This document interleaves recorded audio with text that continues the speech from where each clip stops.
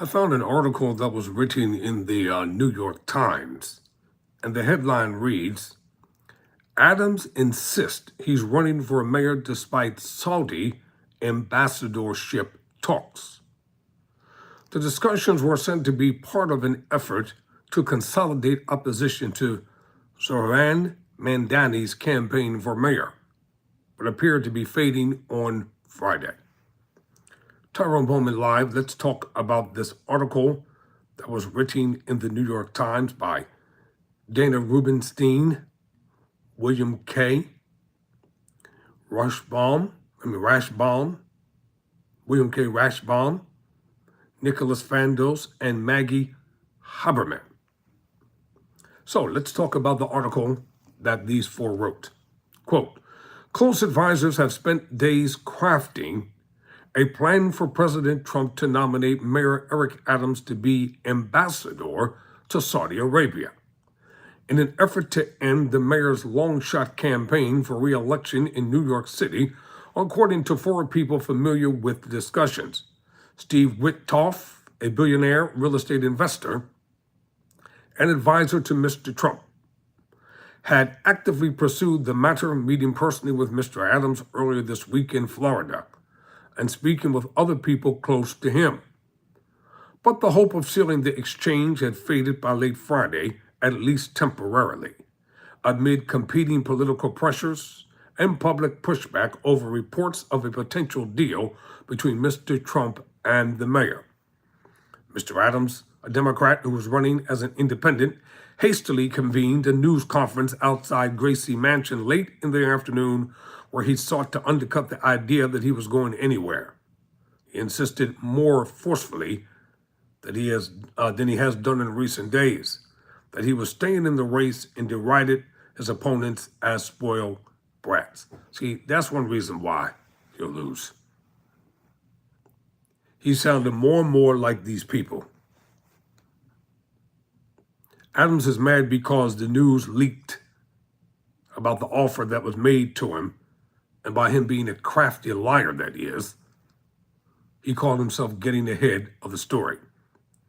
He did not directly address the possibility of taking an ambassadorship or the conversations that his own advisors had joined to advance his prospects outside of New York City. He spoke for about 5 minutes, turned his back, and walked away as reporters shouted questions. Now, he's supposed to be the mayor in New York, right? And this dude wants to be reelected. But he has more of a cavalierish attitude like the Republicans. Because deep down on the inside, that's what he is. He probably changed his political party by now. I keep telling you all, he can't be trusted. The stakes are usually high if Mr. Adams were to take a position in the Trump administration and suspend his campaign. Proponents of the plan thought it could help consolidate opposition to Assemblyman Zohran Mandani, the Democratic nominee and front runner. The people familiar with the discussions who insisted on anonymity said that Mr. Adams was open to accepting a nomination and ending his campaign. Of course he is, because he's not going to win. He's not going to win re-election. It's not going to happen unless they try to steal it. So he has thoughts about accepting a nomination and ending his campaign, but had been waiting to see if the White House or Mr. Witkoff would formally offer the nomination or any other job. None had yet arrived. So basically, you don't give a damn about the people in your constituency. It's about him advancing his personal interest. In Washington, Mr. Trump and the mayor Mr. Trump said the mayor was free to do what he wants and denied he had offered him an ambassadorship. No, I wouldn't do that, he said. There's nothing wrong with doing that. He added that he believed former Governor Andrew M. Cuomo, 67, who has been trying to push Mr. Adams out, would have been the best chance of defeating Mr. Mandani. A 33-year-old Democrat socialist, Mr. Cuomo, a Democrat, is running as a third-party candidate. I would say that Cuomo might have a chance of winning if it was a one-on-one, Mr. Trump said. If it's not one-on-one, I would say it's going to be a hard race. You know what? I agree with President Trump. I do.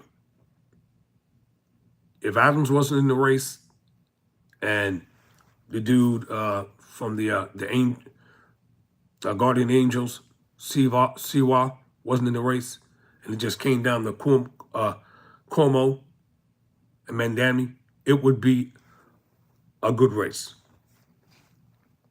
I personally don't think Adams is going to stay in the race to the very end. And the extent of Mr. Trump's direct involvement in the talks, which have included Frank Carone, Mr. Adams' former chief of staff, who is helping oversee his campaign, was cloudy, and people close to Mr. Adams were uncertain whether the idea of him being nominated to the ambassadorship had the president's backing. But Mr. Trump has made little secret of his interest in the race in his hometown over the course of months, publicly and privately railing against Mr. Mandani and discussing with associates how to help set up a rematch with Mr. Cuomo, this time one-on-one. Still, other factions in Mr. Trump's orbit have taken a different view, arguing that Mr. Mandani, as mayor, would provide a helpful foil for Republicans in next year's crucial midterm elections. They could try to stop any nomination of Mr. Adams. Why? If the man wants to go, let him go. Who cares? If he wants to be the ambassador, make him the ambassador. Nobody's going to beg him to stay in New York. Bye. See ya. The Times first reported earlier this week that Mr. Trump's allies had been discussing ways to persuade both Mr. Adams and Curtis Sewell, the Republican nominee and founder of the Guardian Angels, to drop out of the race. That would clear the field for Mr. Cuomo's third-party candidacy. Mr. Sewell has insisted he has no interest in the job in the Trump administration and plans to stay in the race.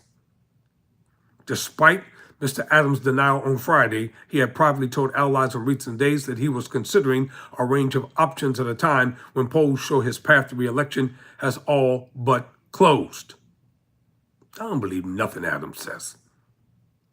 Nothing. The situation grew so chaotic. At one point Friday, the two people close to Mr. Adams said he had scheduled to visit to Washington on Monday for meetings at the White House. Other news outlets reported his travel plans. But minutes later, one of the people abruptly reversed courses and said there would be no trip. After all, Mr. Adams later said he would not be going. Mr. Adams is a liar. He'll be there. If Mr. Adams did accept a nomination for an ambassadorship but serve out his term, he would very likely remain on November's general election ballot. If he resigned quickly, he could attempt to take his name off, but doing so would plunge New York into uncertainty and temporarily evaluate to the mayoralty a frequent antagonist, Joanne D. Williams, the city's progressive public advocate. If the White House or others could provide or persuade one or both men to drop out, it would certainly hurt Mr. Mandami's chances by consolidating opposition. But Mr. Mandami would most likely remain the favorite. Polls generally show him comfortably ahead of Mr. Cuomo and Mr. Sewell. Mr. Adams is polling in on the single digits. Mandami is going to be the next mayor of New York. Any support from Mr. Trump, even tacit, could also blow back on Mr. Cuomo in a city where the president is overwhelmingly viewed unfavorably by voters, and push other Democratic officials toward Mr. Mandani. Governor Kathy Hochul, Democrat, who has not backed Mr. Mandani, offered a preview on Friday warning Mr. Trump to stay out of the race. He shouldn't be anointing the next mayor of New York City, she said.